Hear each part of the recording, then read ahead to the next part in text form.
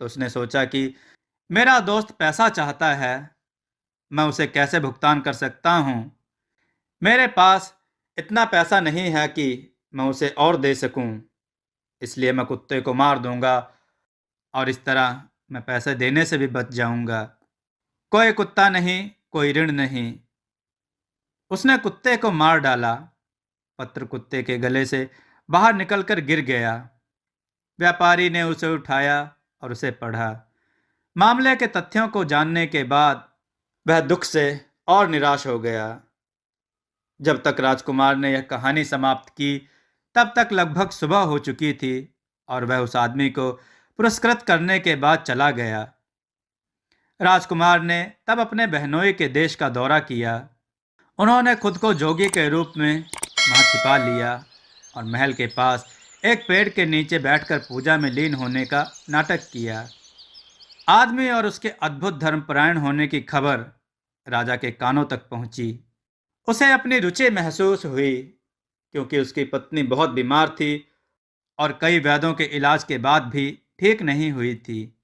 उसने सोचा कि शायद यह पवित्र व्यक्ति उसके लिए कुछ कर सकता है, इसलिए राजा ने उसे संदेश भेज दिया।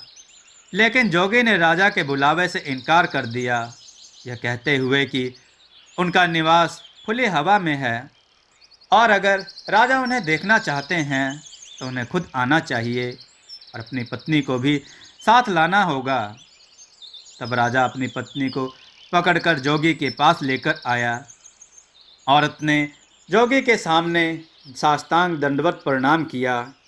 राजा और उस औरत ने जोगी के सामने साष्टांग दंडवत प्रणाम किया और जब वह 3 घंटे तक इस स्थिति में रहा तो उसने उन्हें उठाया और जाने के लिए कहा, क्योंकि वह अब ठीक हो गई थी, ऐसा उस जोगी ने कहा। शाम को महल में भगदड़ सी मच गई थी, क्योंकि रानी के कीमती मोतियों वाला हार खो गया था और किसी को भी इसके बारे में कुछ पता नहीं था। तभी कुछ सैनिक जोगी के पास गए और कीमती मोतियों के हार को उस जगह पर पाया जहां रानी बैठी हुई थी। जब राजा ने यह सुना तो वह बहुत क्रोधित हुआ और जोगी को मृत्यु दंड देने का आदेश दिया। वह जोगी किसी तरह से अपनी जान बचाकर वहां से भाग गया, लेकिन वह जानता था कि कागज की सलाह का दूसरा हिस्सा भी सच हो गया था। वह राजकुमार एक दिन कुम्हार को पत्नी और बच्चों के साथ रोते हुए देखा। हे मूर्ख, राजकुमार ने कहा, क्या बात है? कभी तुम रोते हो तो उसके बाद तुम हंसते क्यों हो? मुझे परेशान मत करो, कुम्हार ने कहा। इससे आपको क्या फर्क पड़ता है? मुझे क्षमा करें, राजकुमार ने कहा, लेकिन मुझे इसका कारण जानना है। कुम्हार ने कहा, इसका कारण यह है, इस देश के राजा की एक बेटी है जो कि बहुत ही खूबसूरत है, बहुत ही सुंदर है, जिससे वह राजा हर दिन शादी के लिए उसे बाध्य करता है, क्योंकि उसके सभी पति उसके साथ रहते ही पहली रात में मर जाते हैं।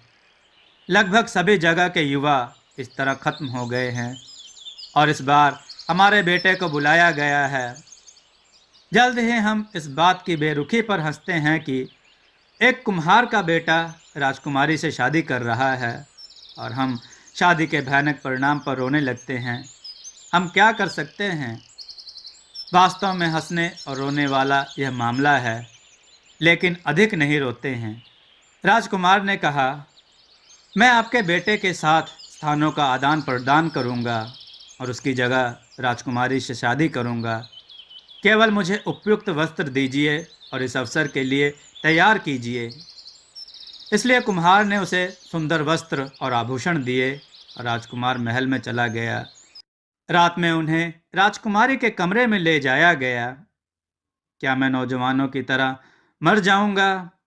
उसने अपनी तलवार को मजबूती से पकड़ लिया, अपने बिस्तर पर लेट गया, रात भर जागने का इरादा रखता हुआ, और वह इधर उधर देखता रहा कि क्या होगा, क्यों नौजवान मर जाते हैं, क्या विपता है। मध्य रात्रि में उसने देखा कि राजकुमारी के नाक से 2 सांप निकलते हैं। वह उसकी ओर लपके उसे मारने के इरादे से, लेकिन वह उनके लिए तैयार था। उसने अपनी तलवार पकड़ ली और जब सांप बिस्तर पर पहुंचे तो उसने उन्हें मार डाला। सुबह राजा हमेशा की तरह पूछताछ करने के लिए आया और अपनी बेटी और राजकुमार को एक साथ उल्लास से बात करते हुए सुनकर हैरान रह गया। निश्चित रूप से, उन्होंने कहा, यह आदमी उसका पति होना चाहिए, क्योंकि वह ही केवल उसके साथ रह सकता है। आप कहाँ से हैं? आप कौन हैं? कमरे में प्रवेश करते हुए राजा ने पूछा। हे राजा, राजकुमार ने कहा, मैं एक राजा का बेटा हूं जो इस तरह के देश पर शासन करता हूं।